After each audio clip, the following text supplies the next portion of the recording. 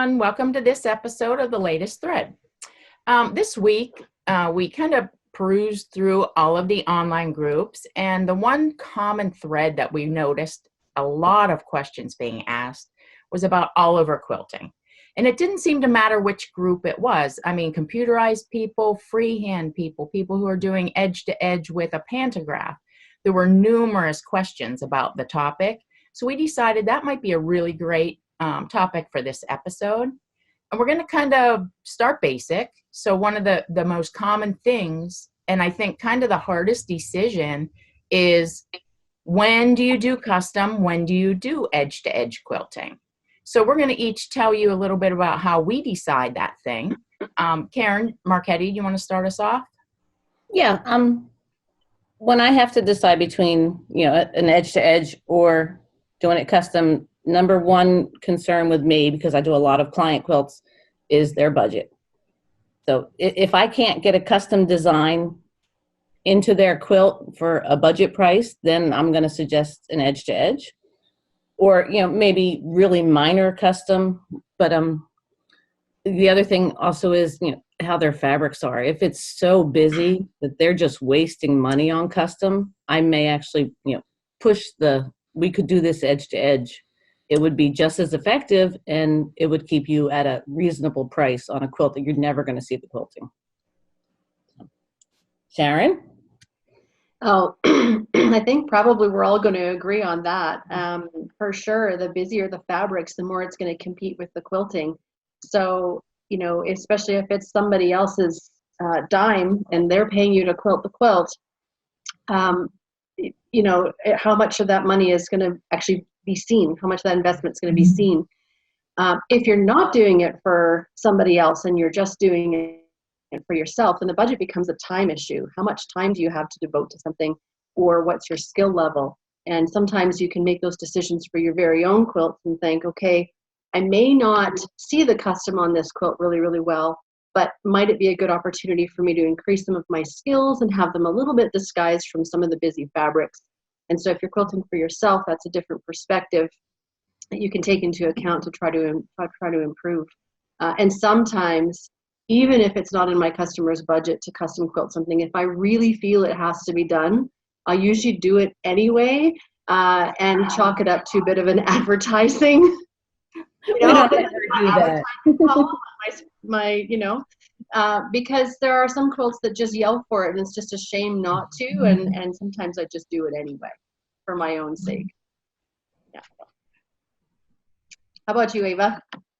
Well, I also agree with what both of you have said, but one of the things I think is also important to consider is how the quilt's going to be used. Because if they would like custom, because you're known for your custom work, but the quilt is going to be used as a baby quilt or as a comfort quilt, then you may not want to do all that excessive custom because you want the quilt to be snuggly. And if it's going to be used all the time, then an edge to edge is probably more appropriate.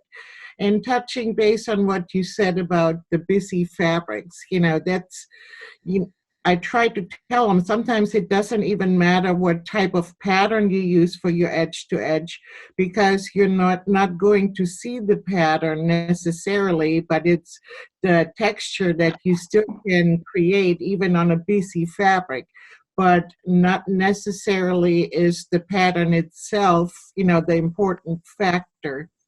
So edge to edge, especially for those people that love to piece and make a lot of quilts, I really encourage them to think about, because of the budget and the time involved, is it important to do this one edge to edge, or do you want to, do this one custom because it's for a wedding anniversary, the super special quilt. So there's all kinds of factors.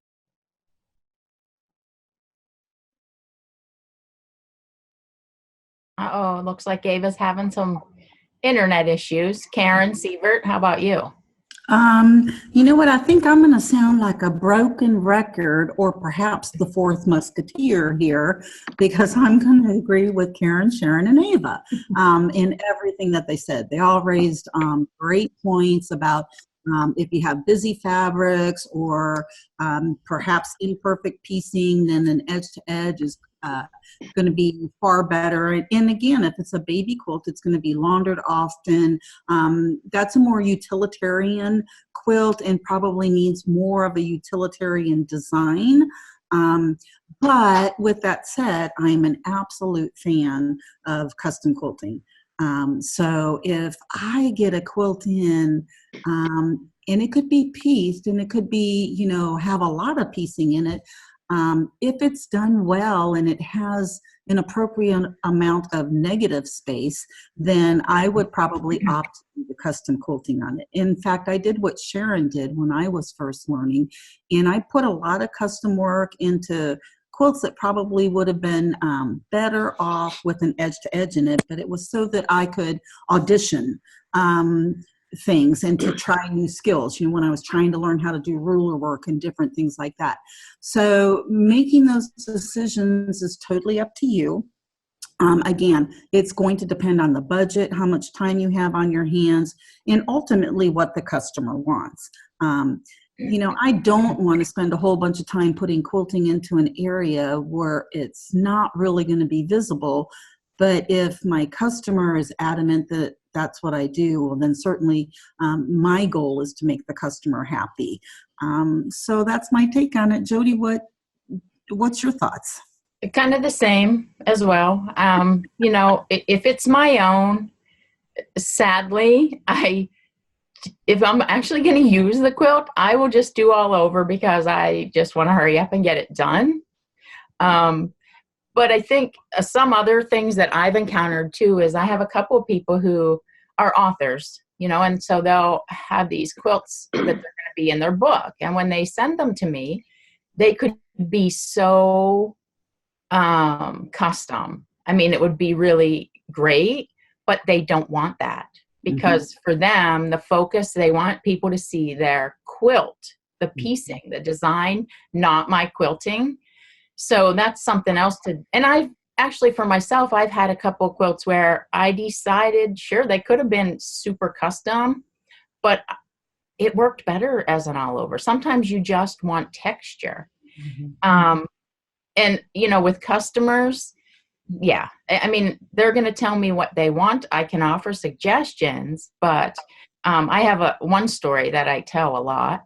So I had this lady come and she brought me one of those Dear Jane quilts. Is that the one that has like those hundreds of little squares, right? And it was beautiful. She wanted it all over stipple. And I'm like, what? Are you sure? I mean, really, this should, and honestly, where we live, there are a lot of people who hand quilt for hire. And I said, honestly, you've invested so much time. I might even suggest you take it to them and have it done, you know? And she's like, oh no, just meander it. I'm like, why? And she said, I am sick of this quilt. It took so long to make that when you give it back to me, I'm folding it up and putting it in the closet, and she never wants to see it again. And I'm like, okay. I mean, kind of like, yay me, because I'll be done in a couple of hours. But it was really hard to do that. I did it. That's what she wanted. But, you know, so when you quilt for customers, yeah. I mean, you have the whole budget. You have to do what they want, if that's what they want. And if they want custom and it doesn't warrant it, I will sometimes try to price-wise talk them out of it. Because what they don't understand a lot of times is that if it's busy prints, you're going to pay me more money to do something that in the end you're not going to see it, nor can I see it when I'm trying to quilt it. So, you know, if you quilt for yourself, I guess it's a lot easier. You had the reverse happen where somebody didn't like the quilt, you know, like you said, this lady with the Dear Jane, and she didn't like her quilt. She just wanted to stick it in the closet when you were done and never see it again. And we've had a few clients like that bring quilts in that I hate this quilt. I just need to get it quilted. And then we pick something that's really appropriate for the quilt, whether it's an edge to edge or usually not custom if they don't like the quilt already. And they can end up loving that quilt afterward. Yeah. They pick it up and they're like, wow, I love this now. Because the quilting just changes everything, right? So that can go both ways. Yeah. Well, they do say that quilting makes the quilt, right? And I've actually, there was a book that came out many, many years ago called Quilting Makes the Quilt. And they showed the exact same quilt, made with the exact same fabrics, but quilted 4 different ways. And it was amazing how different the quilts looked based on how they were quilted. So that's a really great point, Sharon. Yeah, I have that book too. That was one of the first books I bought when I started long arming. Me too. Me too. Karen, do you have the book? No. But now I want to read it or look at it. Okay, so now we're going to take a quick break. And at this point, we've made the big decision, right? If we're going to do custom or all over, and we're going to pretend that we've decided it's all over. And after the break, we'll get a little bit more into this, whole topic of edge-to-edge quilting and some of the other choices that you might need to make.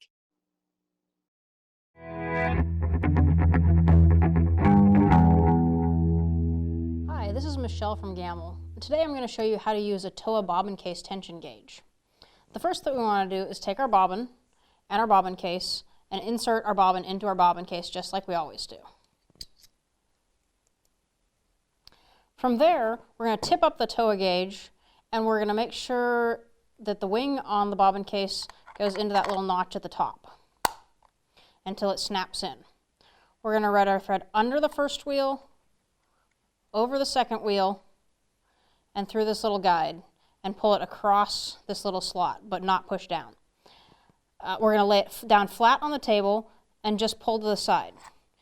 And you can see on this bobbin case and bobbin, when I pull, it does not pull smoothly. This is an indication that you have some kind of issue. That could be your bobbin case is bent, it could be a badly wound bobbin, but that's not something we want to stick into our machine.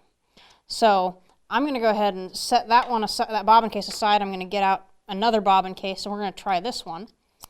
I'm going to put my bobbin into the bobbin case, insert it into the TOA gauge, under the first wheel, over the second wheel, and pull to the right. Most Gammill machines should run between 180 and 220, unless you have a Premier, which is an 18-inch. Those ones run at 250 to 300. So I'm just going to go ahead and stick my screwdriver in here to the tension screw on the side of this bobbin case, tighten it up a little bit, and try again. And you can see that now it's pulling a nice, smooth, even 200. This would be a good bobbin case setup, ready to go. Welcome back, everyone. So I think we're going to start jumping into this topic with, now that we're going to do all over edge-to-edge quilting, whether you do it freehand with a computer, a pantograph, now we need to decide which design to use. Karen, what's your idea on deciding? Well, I'll always try to look at the fabrics and see what's in there. And if it's something I can stitch, 100% of the time I'll do it just free-handed. But a lot of times, and especially now since I have the Elevate, if the fabric has trains in it, I'm going to look for that train pattern.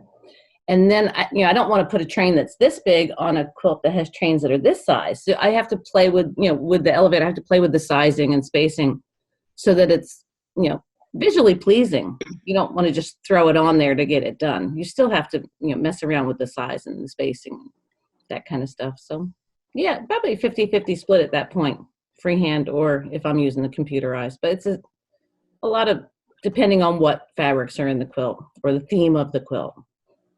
So, Sharon? Well, I actually have a few pictures to kind of illustrate how I make some of my decisions. So I'm going to share my screen here with you guys and just show you a few things. And some of it will go back to our previous conversation and just touch on that. This is a cute I Spy quilt and just a really good example of how busy fabrics, you're just not going to see all of that quilting.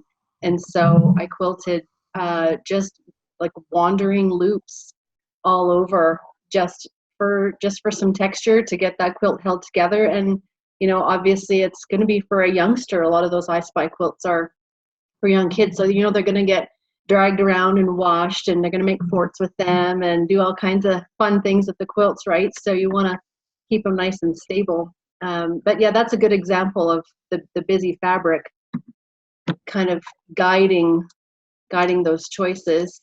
See if I can flip through to the next picture here. I do, like when I get a t-shirt quilt, a lot of people will do custom. I kind of always tell people they're welcome to take it somewhere else if they don't like it, but I like to do it like you did with that I Spy quilt. So I like to do a meander or a loop, something really simple so that it almost acts as a mask. Yeah. It's quilted, and you kind of look right through the quilting to see, the t-shirts and stuff. Yeah. Yep. So this one is more tone on tone. So we're getting closer to thinking about, custom quilting, just because you can see the quilting a little bit better. And the tone on tones. So that's where there's just a lighter or darker shade of the same color on top of the base color. You can see a little bit of the texture in the fabric from that tone on tone, but it's definitely a better candidate than the really busy fabrics are, that's for sure. And then an example of just solids. I'm sure everybody's seen the Gravity quilt, and it's a great candidate for custom because those solid fabrics, as you can see, really show off the stitching lines, and definitely take a little bit more of a front stage in the quilt itself.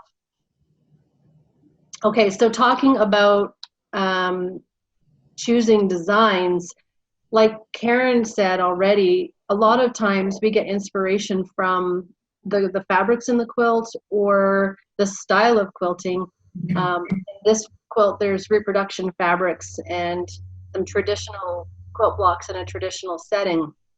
And so when I think about traditional quilts, I think feathers, cross-hatching, those traditional types of quilting. So a really pretty elegant feather on something like this is a really good choice.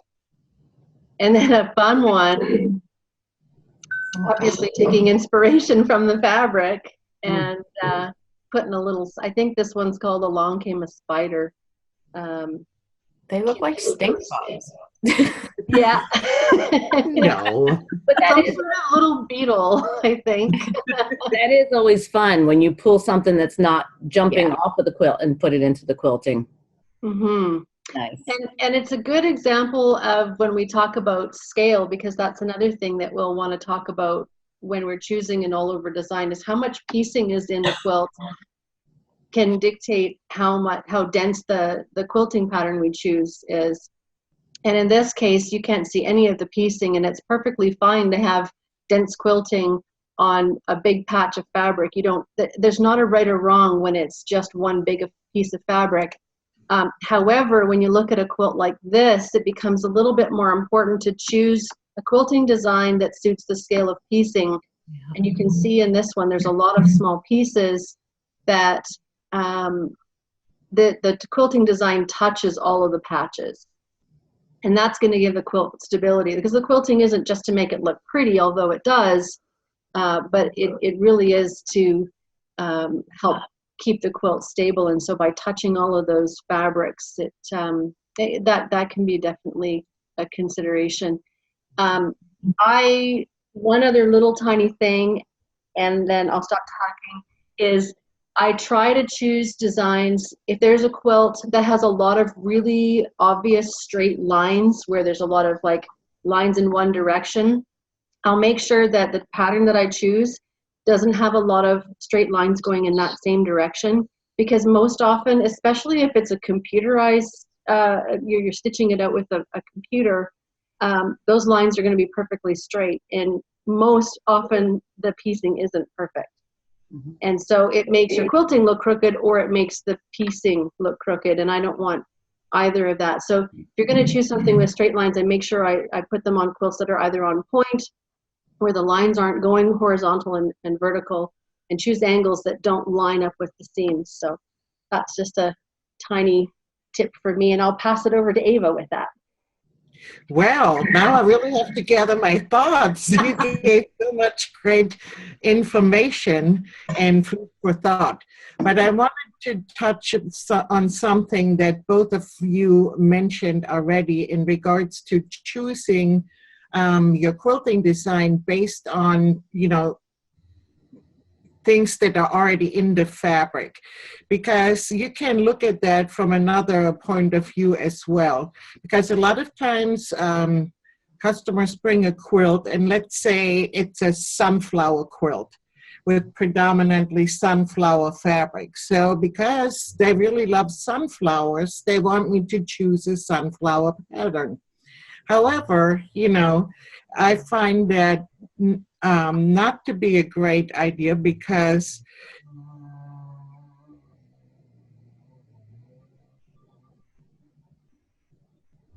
and unless I have the exact same sunflower quilting design that's on their print, it's going to distract from what they made. So in that case, I often much rather suggest quilting design that's perhaps sleeves that complement the sunflower print, or perhaps even something that is totally out of the box, which is, let's say, a trellis type design, because then it looks like the sunflowers are, behind the trellis. So not necessarily can you always choose a quilting design based on, what's in the fabric, because I feel you shouldn't distract. So you can look at it from two different point of views. And in regards to the scale of the designs that Sharon was talking about, again, customer, they made itty bitty blocks, and now they feel we should choose something that is very small in size to complement the size of the piece blocks. However, if you do that, I feel that, now it's going to be all scrunched together. The little itty bitty blocks get lost. If you choose something that's more larger scale, then you can still really see the piecing in the small blocks. So I think there's a lot that you have to consider when choosing what style of all over designs, whether it's a pantograph or your own freehand all over, as well as the scale. So, Karen Siebert. Golly gee willikers, y'all. I think between Karen, Sharon, and Ava, everything that I would have thought about to say has already been said. So I'm going to make this really short and sweet. I have not done a whole bunch of pantographs. It's been years since I've actually done a pantograph, and I usually choose my all over designs from the front of the machine, meaning that I'm going to hand guide it. And one of the reasons I do that is because I just like to drive. I absolutely love to be the person that's in control. So I will try to pick a design that either complements the fabric, the style of the quilting, as Sharon had indicated, or I'll try to pick something out that mimics something that was already in the quilt. Let's say there's a paisley in the quilt. I may try to put some paisley, do some paisley designs in there to complement the fabric that's in the quilt. So my take on it is the same as everybody else's, which is kind of cool. You can see that we're all kind of coming to a consensus here. But I look at the quilt, the style of the quilt. Is it traditional? Is it contemporary? What is the quilt saying to me? And then I choose my freehand design based on the style of the quilt, the fabric that's used in the quilting, and what I think is going to look best on the quilt. So Jody, I'm going to pass it over to you. And I probably am about the same place as all the rest of you, with that. And I don't do pantographs. I just can't. I'll admit it. Can't do it. I find it easier to do it freehand. I feel like I don't have to think then. And The one thing about that is, I have the Elevate now. So it's kind of opened things up a little bit for me, because as someone who does freehand all over edge to edge stuff, you kind of get in this rut, like these are the things I do, or you do them for somebody and then everybody sees that, oh, can you do that? And it's like, oh my gosh, I'm doing these same 4 things constantly. So it's nice with the computer to see all these other options that I don't necessarily have to go, perfect how I stitch it, and it makes it a little bit easier. And one thing we didn't talk about is, if you're going to do a pantograph or a computerized design edge to edge, you always need to make sure, when you look at the quilt to load it, that if there are directional prints in there, that you've loaded it the way that it needs to be in relation to the design you're going to put on there. So for me, I usually look at it, if it's actually a bed quilt, usually I want the design to like flow from this way on the bed, depending. Sometimes you might look at it and think you would envision the design flowing like off left to right on the sides of the bed. So that is something to keep in mind before you load it on there and stitch like your trains going side to side, but the trains in the fabric were going the other way. Mm-hmm. And one other thing too, I had a lady who would bring me these quilts, and she did log cabin quilts, and she did the Eleanor Burns log cabin. If you've ever seen that, they're like really wide. I don't know what they are, like 2 or 3 inch wide strips finished. That's a big scale piecing design. And she would want this itty bitty meander. And I'd have to talk her out of it every time. Like, you can't put something that tiny on something that large of a scale. So that scale thing can be tricky, I think. And then the last thing that we should talk about, because I did see this question over and over on the groups, was thread choice. How do you decide? I mean, now we've decided we're going to do all over. We've kind of figured out how to choose a design. Now we need to know what color or weight thread are we going to put on to this quilt. Mm-hmm. Karen? Well, I tend to break a lot of rules. Especially like we used to have 4 quilt shops here. So when they had the block of the months, you would get the same quilts. And I must have gotten 12 to 15 of these, Civil War reproduction fabric quilts. And I love, 40 weight poly thread, which has some shine to it. And everybody said, you can't put that on the quilts. And I did. I like it. They agreed after seeing it. They're like, oh, it's not like glitter. I'm like, no, it's not like glitter. It's just got a little shimmer to it. So yeah, but you have to take into consideration, what your client wants, if it's going to be used a lot. I have a quilt on my bed that they say the cotton thread was great. It is ripped thread everywhere. But then again, I have dogs that jump on and off of it. So thread gets to be a personal choice, I think. I really do. Sometimes you want to match your color. Sometimes you want to really contrast with your color. So that's all I got. I don't follow rules with thread. Karen? Well, I would just kind of follow up on what you said about the reproduction fabrics. I love reproduction fabrics. It's probably the majority of my stash is the repros. And I do use polyester thread on them with a little bit of shimmer. And I actually feel like it brightens some of the fabrics just a little bit, because I know that some people think, oh, reproduction fabrics are, they're a little bit more quiet and dull. I mean, this quilt right behind me is all reproduction fabrics, but there's a lot of depth in the color. And I find that a little bit of a sheen just kind of adds a little bit of life to those fabrics. So I think it's a good choice. Couple things that I keep in mind when I'm choosing thread for all overs is you don't want to judge it off of the spool itself. You want to always open it up and lay it across the lightest and the darkest of the fabrics that are in that. My choice is usually going to be a lighter thread on a darker fabric over a darker thread on a lighter fabric.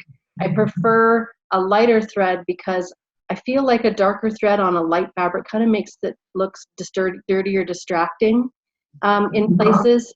And again, like Karen said, it depends on the look that you're going for, but rule of thumb, I will always go light on dark versus dark on light. And then the other thing that I'll share is when I'm quilting quilts that are like a solid white, crisp white fabric in the background, I will hardly ever use an actual white thread. This is the one where I'll break the previous rule that I had, is I will go a shade darker in that it's creamier. So I'll pick like a very creamy, soft, almost white instead of a white. And I just find that it blends a lot better on those backgrounds. So those are my thoughts for choosing thread. Ava, how about you? Well, both you and Karen made some very good points. And we all have different points of view on some of those things. You were talking about reproduction quilts, and I do quilt a lot of reproduction quilts for other people. And unless they really ask me for it, I like to kind of keep the type of thread I'm using with the style of quilt that I'm putting it on. I'm not the rebel, apparently, like Karen Marchetti, but that cotton threads at all, because I don't think, they keep up as well. But I will not use a shiny polyester thread. So we all have our own opinions on that and our preferences. In regards to, Jody earlier mentioned the t-shirt quilt, and that's one of the trickiest styles of quilts to choose a thread color for, because you have t-shirts that range from white to yellow to red to blue to green to black. So how do you choose? Well, I do actually a lot of t-shirt quilts for other people. I quilt them, and I generally choose a gray thread. Now, no, we're not talking 50 shades of gray, but I do have a lot of shades of gray. And I literally will do that. I will spool them out across the lightest to medium t-shirts, because essentially they're memory quilts. So a gray thread a lot of times serves best for those t-shirt quilts. But, so when we build our thread stash, we may just need a minimal amount of actual colors, but for certain colors like your neutrals, your tans, you want to choose a lot of different shades of those neutrals because, they're most appropriate for blending. So that's all I'm going to add. Karen Sievert. Okay, y'all are making it tough to be the fourth person here because the time it comes along for me, I feel like everybody's already touched on the things that I would have wanted to say. I agree with Ava. I actually use gray thread for piecing as well as for quilting because the gray tends to take up the color of what's around it. So it's always a good choice. I would agree with everybody. I mean, I love Karen's idea of using the poly thread that has a little bit of sheen to it. I love the way it looks. I love how fine it looks. You can take a 40 weight, polyester and actually looks like a lighter weight thread. And I'm not sure if it's because of the sheen or what, but it tends to sink kind of into the quilt. But the biggest thing that I do, and it's what everybody has already said, is I will take several different thread colors and I will spool them across the quilt and I will try to find the color that I think enhances the quilt the most. And if it's a customer, by doing that, I'm allowing them to also make that choice.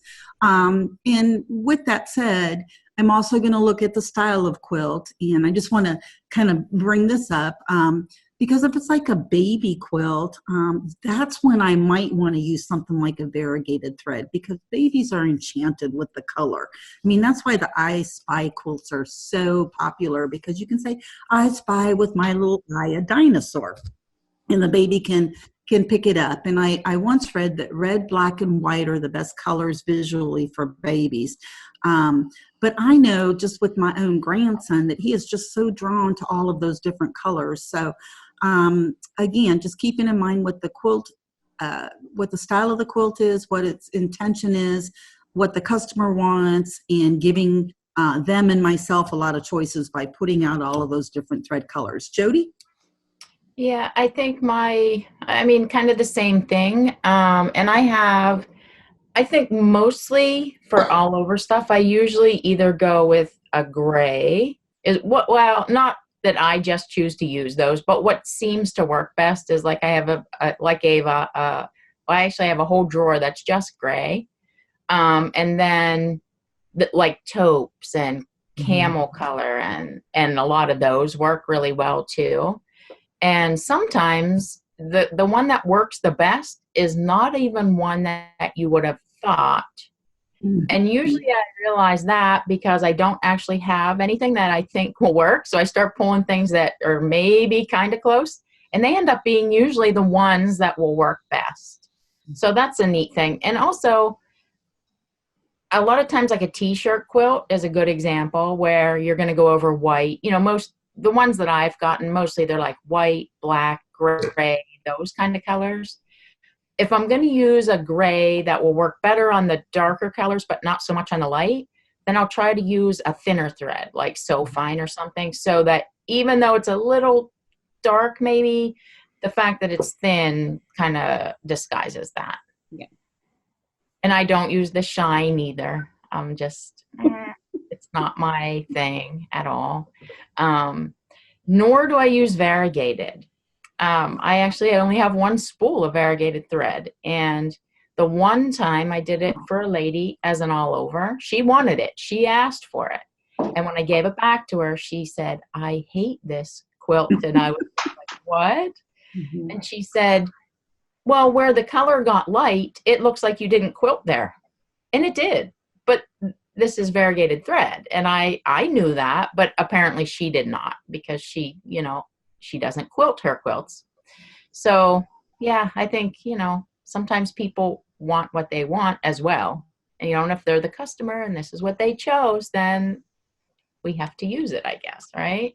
Yep. The customer is always right. Yeah. Even if they're not. Even when they're wrong.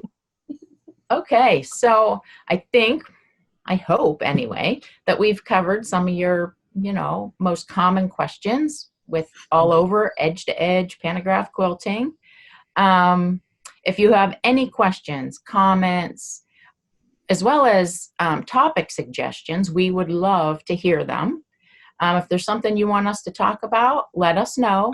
You can head over to any of the Facebook groups, and just be sure that when you post that you hashtag the latest thread. We look forward to seeing you on the next episode. Bye. Bye.